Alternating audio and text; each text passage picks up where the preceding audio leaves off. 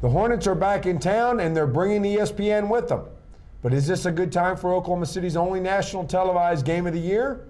I'm Mike Sherman, and this is One-on-One with Thundermadness.com. I'm here with Thunder beat writer Mike Baldwin and columnist Jenny Carlson. Guys, I'll toss out the questions. You debate them. Let's start off. The Thunder's riding a 9-game losing streak into this game, one of the season's featured events. ESPN will be here. So I ask you, is Oklahoma City ready for its close-up, Mike?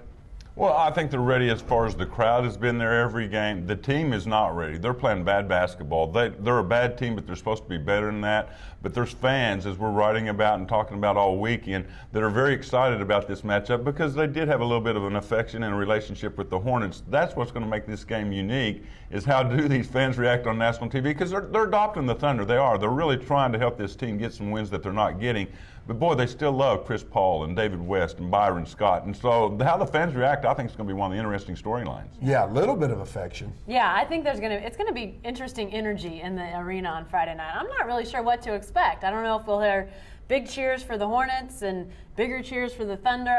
It's just going to be a really interesting environment to submerge ourselves in and see what it's like. But Oklahoma City, I think, will have a great crowd, a great showing. People are going to see that the fans are there. One thing we're getting in emails so far is they're definitely going to be well received in pregame. It sounds like the Thunder's even going to pump up the visiting team for a little bit, as far as not oh, by the way, here's starting forward, starting. So they're going to let them have a little bit, knowing the significance of this. But some fans are indicating, I might even pull for the Hornets during the game some. That's what's going to be interesting, because they'll definitely pull for the Thunder. One or two of the ladies that emailed me, they said, I'm going to root for both teams. And I'm like, how would that be an arena if there is a handful or a large section of fans that do that? I think most people will pull for the Thunder, but the way they're playing and the history with the Hornets, it's one of those, I don't think you can predict how the crowd's going to react to this. Guys, there was a 35-point turnaround on Wednesday night against the Clippers. A 15-point lead becomes a 20-point loss. And there was some boos, a smattering of boos heard in the Ford Center.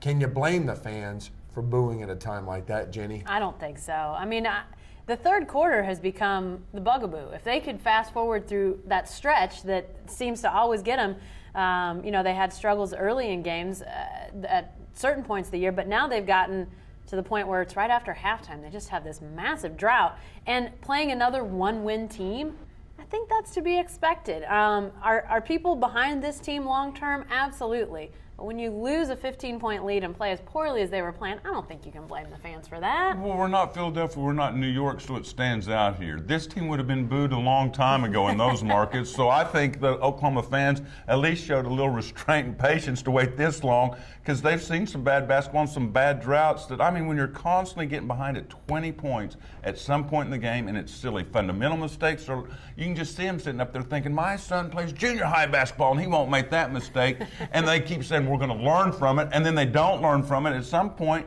frustration's got to boil over. It is in the locker room a little bit, too. These guys, are frustrated. They want to get wins.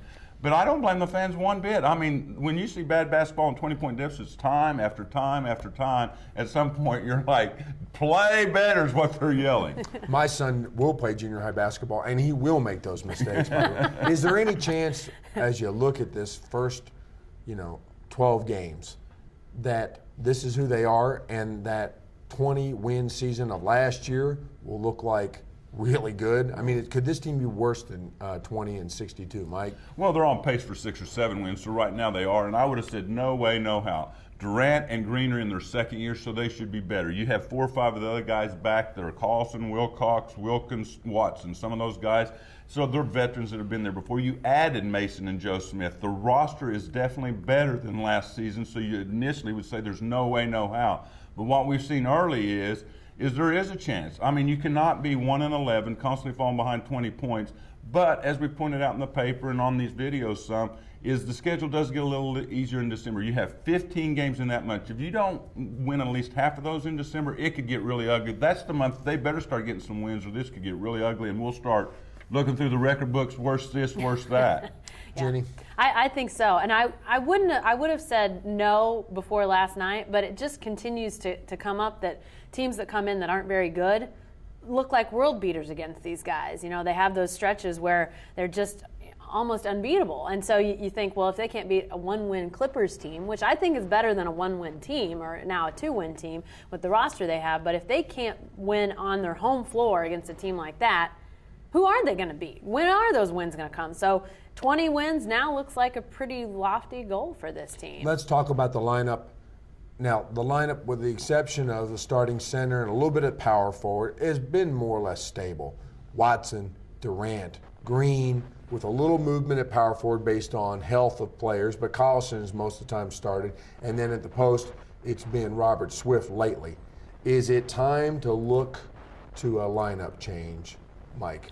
Well, that's one of those interesting things. I mean, I followed the NBA from a distance, from a long, over the years, but I never followed up close. So after last night's loss, I threw out a stat to PJ and sort of once again, teach me.